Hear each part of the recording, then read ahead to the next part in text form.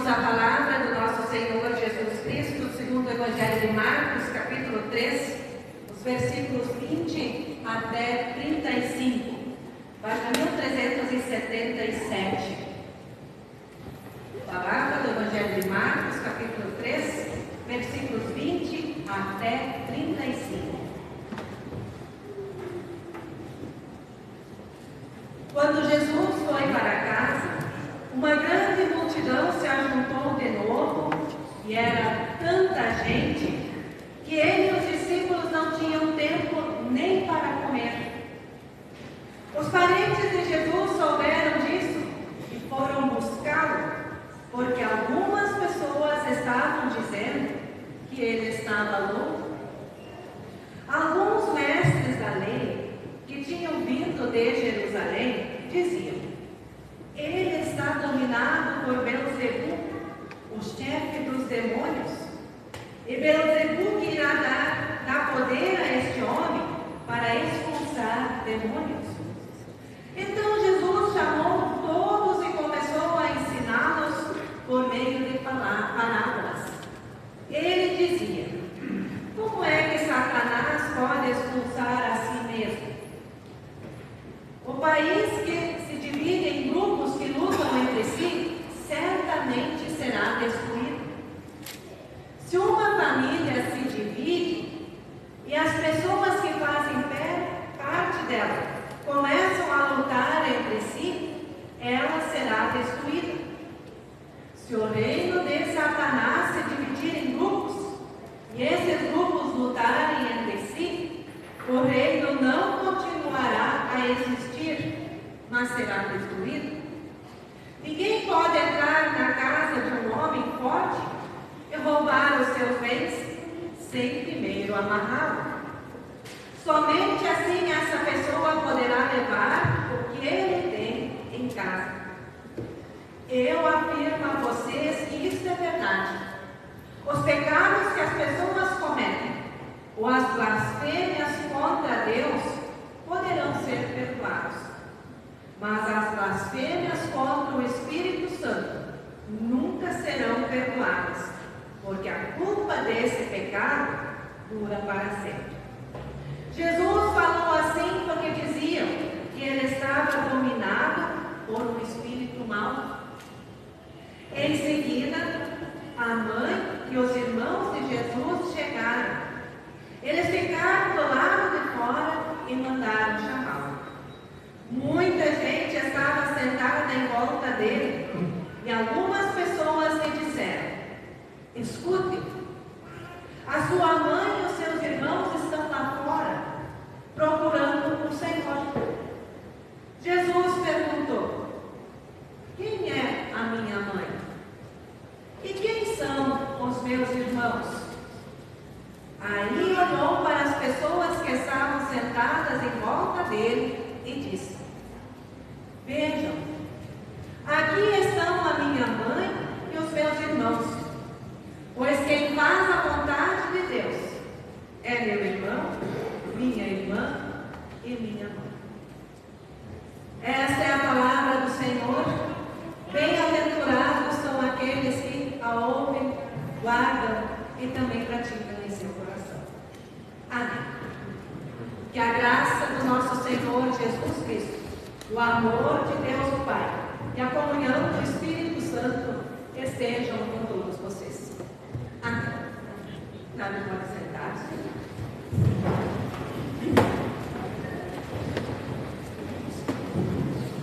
Estimada comunidade aqui reunida, inicialmente eu quero citar algumas frases e peço que vocês as ouçam e avaliem se concordam com elas. A primeira frase diz: nós não vemos as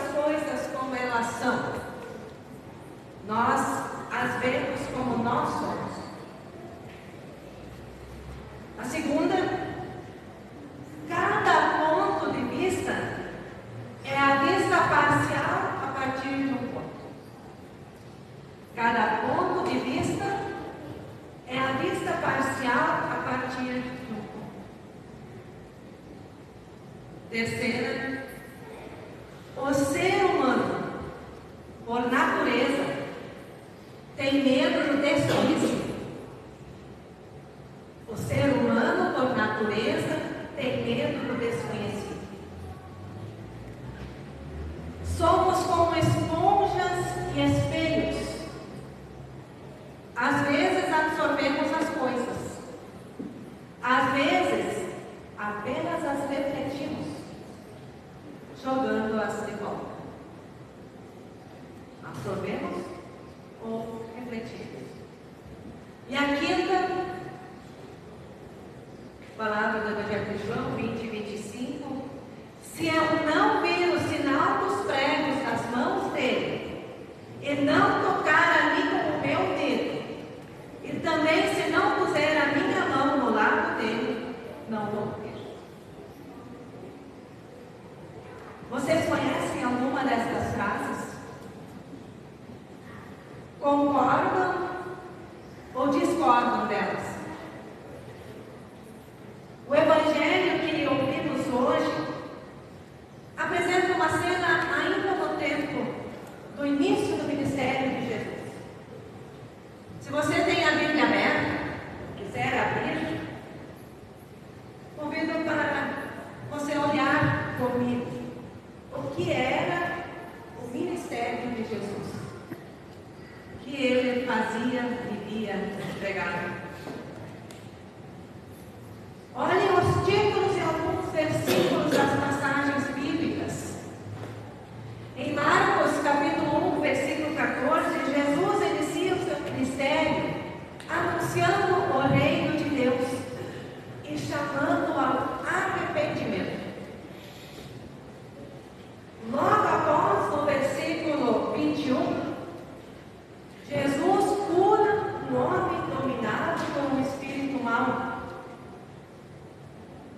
Depois cura a sogra de Pedro e muita gente.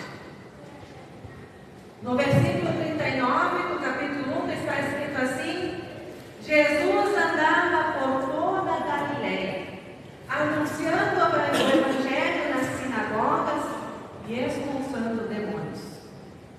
Na sequência, há mais relatos de curas, mais pregação do Evangelho. E no texto anterior ao que ouvimos hoje, ele chamou 12 homens para serem seus apóstolos e para serem enviados para anunciar o Evangelho. O ministério de Jesus consistia em anunciar o reino de Deus, o Evangelho, curar as pessoas de doenças físicas e emocionais, e chamar as pessoas para o discipular, ou seja, para o seguir, para aprender com ele, para viver e pegar o Evangelho para receber. Esse ministério de Jesus, comissionado aos seus discípulos, é também a missão dada pelo próprio Deus à sua igreja. Nós somos igreja no século 21. Continuamos sendo igreja. Continuamos anunciando o Evangelho da salvação. Continuamos cuidando das pessoas em suas necessidades. Continuamos chamando ao arrependimento, à fé e ao discipulado. Na palavra que ouvimos hoje, Jesus está em sua casa. A sua intenção talvez fosse cear e descansar, mas o momento acabou sendo de mais ensinamento para as pessoas. Pelo menos 4 grupos de pessoas estavam ao redor dele ou ao redor da sua casa. O primeiro é o da multidão. Provavelmente esse grupo era formado pelas pessoas que ouviram os seus ensinamentos, que foram curados por ele, que se arrependeram e creram no Evangelho. Era muita gente. Assim diz o versículo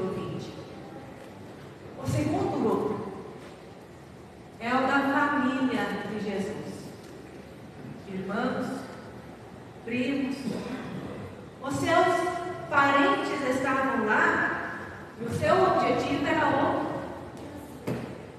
Eles foram buscá-lo porque algumas pessoas estavam dizendo que ele estava louco.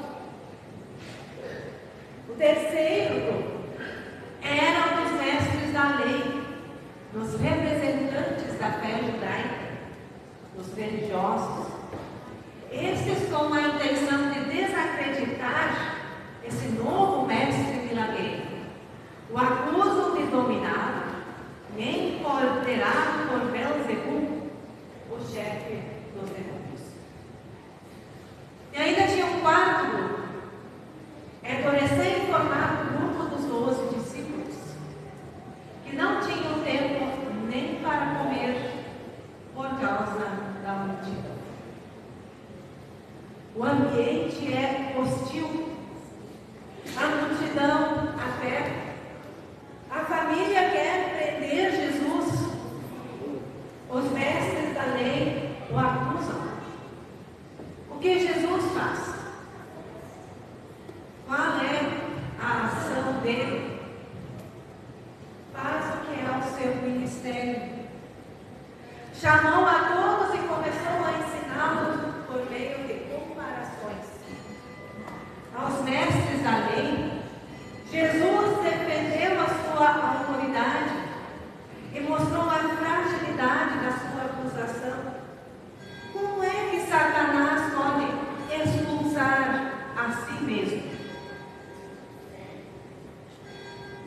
Além disso, os advertiu que a sua acusação era blasfêmia e que não há perdão para as blasfêmias contra o Espírito Santo, porque este pecado dura para sempre.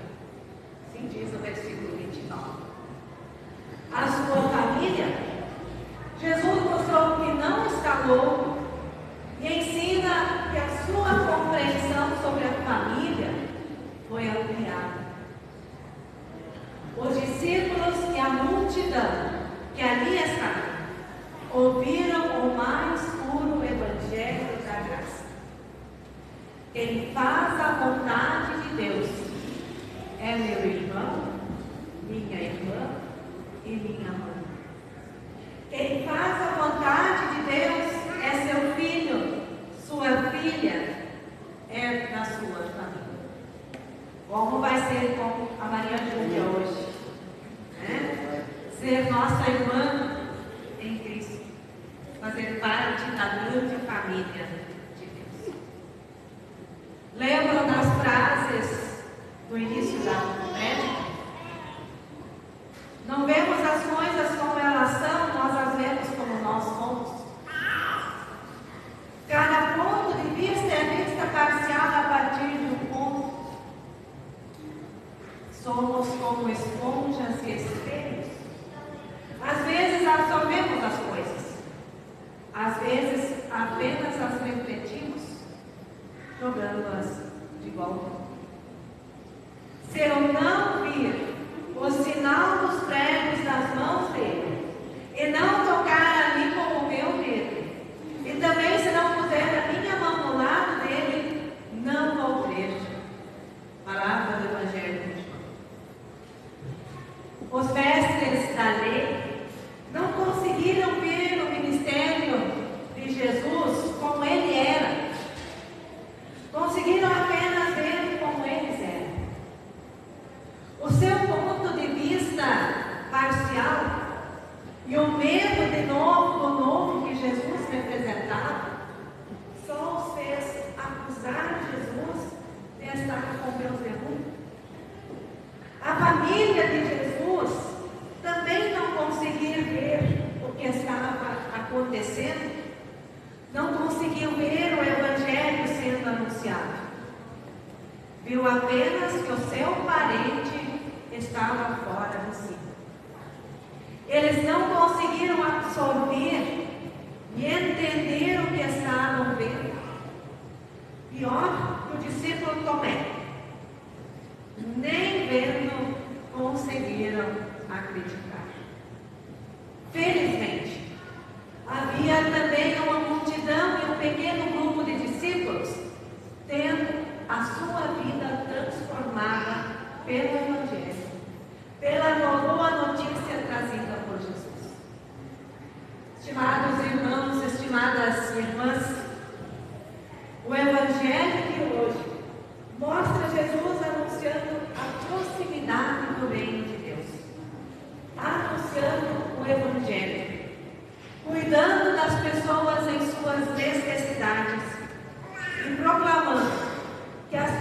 pessoas que cumprem a vontade de Deus são os seus irmãos e as suas irmãs.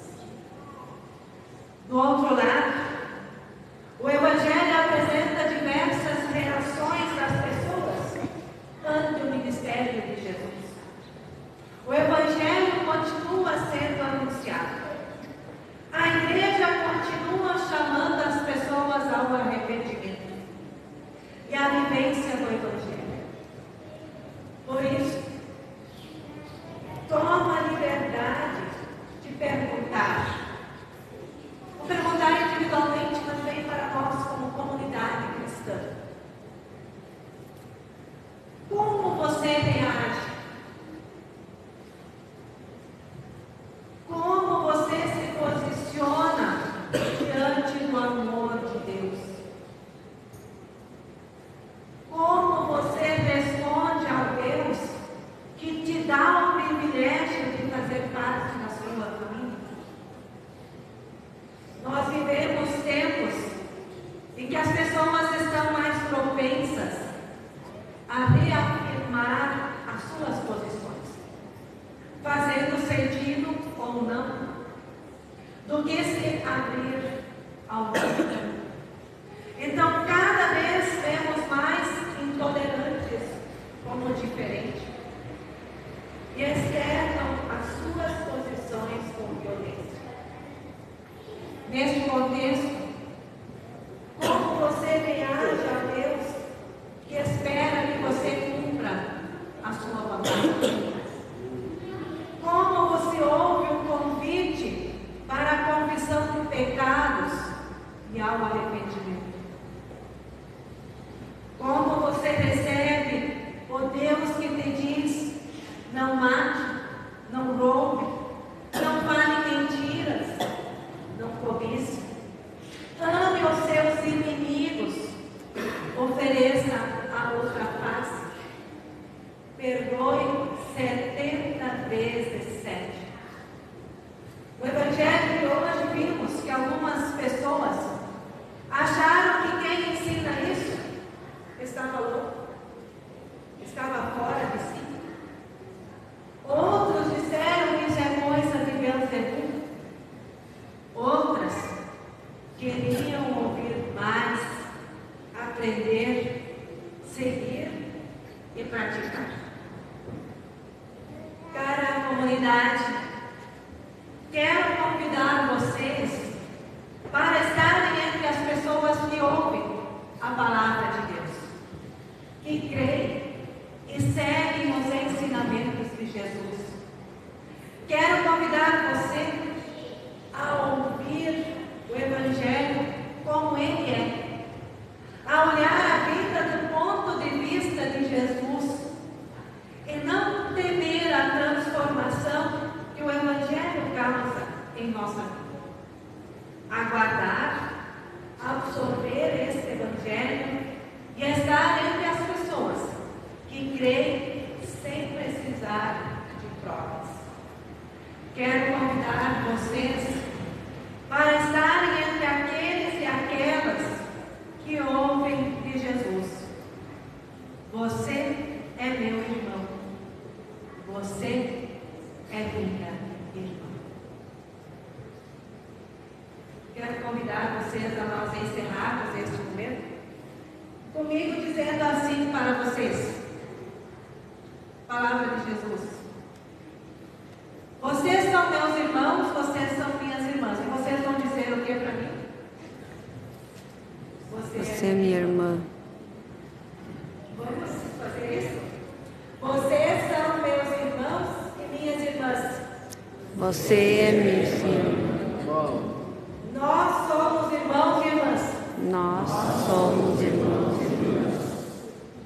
Para podermos cumprir a vontade de Deus neste mundo tão bonito, tão belo que Ele nos deu, onde somos irmãos e irmãs em Cristo Jesus.